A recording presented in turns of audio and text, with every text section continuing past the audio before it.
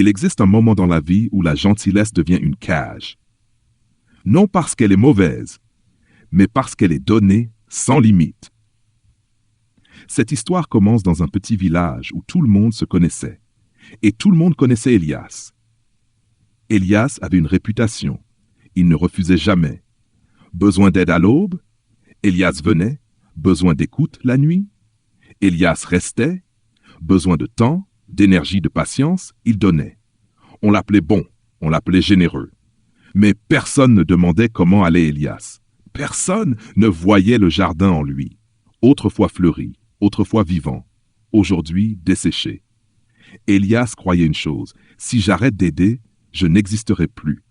Alors il continuait, même quand ses mains tremblaient, même quand son sourire faisait mal, même quand ses nuits devenaient vides. Un soir d'hiver, Elias s'effondra sur le chemin. Pas malade, épuisé. Une vieille femme l'aida à s'asseoir près d'un arbre.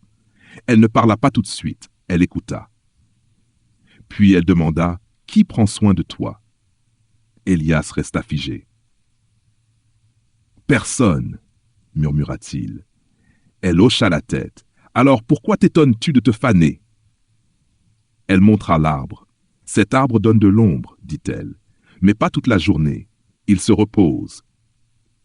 Même le soleil sait quand se coucher. » Cette nuit-là, Elias marcha lentement.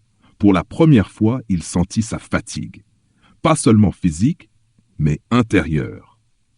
Le lendemain, on frappa à sa porte. Une demande familière. La pression habituelle. Elias allait dire oui. Puis il pensa à l'arbre. Et pour la première fois, il dit non. Le mot semblait dangereux, instable, comme un saut dans le vide. La personne partit, sans colère, sans drame, étonnement. Elias ferma la porte et s'y appuya. Son cœur battait fort. Mais sous la peur, il y avait de l'espace. Les jours passèrent, certaines demandes furent acceptées, d'autres non. Et Elias comprit quelque chose. Ceux qui restaient le respectaient, ceux qui partaient n'aimaient que ce qu'il donnait. Elias recommença à respirer, à s'écouter, à vivre. Il retourna à son jardin, il l'arrosa, sans honte, sans culpabilité. Les fleurs revinrent, non parce qu'il devint égoïste, mais parce qu'il cessa de se vider pour les autres. La gentillesse n'avait pas disparu, elle avait grandi, car la gentillesse sans limite n'est pas de l'amour, c'est un sacrifice, et un sacrifice sans choix devient douleur.